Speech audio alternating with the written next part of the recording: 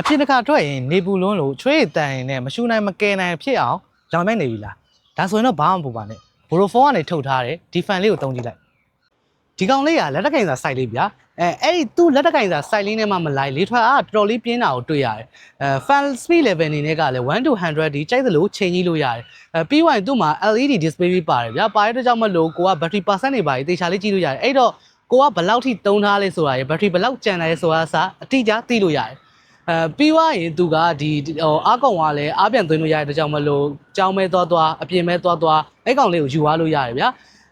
သူ့ရဲ့ဒီ fan speed ကိုအမြင့်ဆုံးထားပြီးတော့ဇက်တိုက်သုံးမယ်ဆိုရင်တော့မှ3နာရီလောက်ထိဘက်ထရီအားခံရတဲ့ကြောင့်မလို့ဘက်ထရီလိုက်အတွက်လည်းတိတ်ပြီးတော့ပူစရာမလိုဘူးအားသွင်းမှုအတွက်ကလည်းတက်စီပေါ်ပါတဲ့ကြောင့်မလို့အားပြန်သွင်းပြီးတော့သုံးလို့ရတယ်သူ့ရဲ့ fan တန်ကလည်းအရင်အချိန်မဟုတ်တဲ့အတွက်ကြောင့်မလို့ကိုကဒီ office မှာပဲသုံးကိုယ့်ရဲ့ကျောင်းမှာပဲသုံးတော်တော်လေးကိုအဆင်ပြေတယ်ကဲအဲ့တော့ဗျာနေပူလို့ချွေးထွက်လာတိုင်းစိတ်ချမ်းသာခြင်းနဲ့ဆိုရင်တော့ဒီ fan လေးကိုသာဝယ်သုံးလိုက်တော့အခုကဒီကျွန်တော် Valentine လေးလည်းနီးလာပြီဆိုတော့ကိုကောင်မလေးကိုဘာလက်ဆောင်ပေးရမှန်းမသိနေဒီ fan လေးသာပြေးပြီးတော့ဝယ်ပေးလိုက်တော့သူမရဲ့အပြုံးလေးတစ်ပွင့်နဲ့တင်ဟစ်တလာမသိမ်းနိုင်တဲ့ကဘာတော့ကိုလူသိမ်းသွားပြီလားမှတ်လိုက်တော့ဗျာ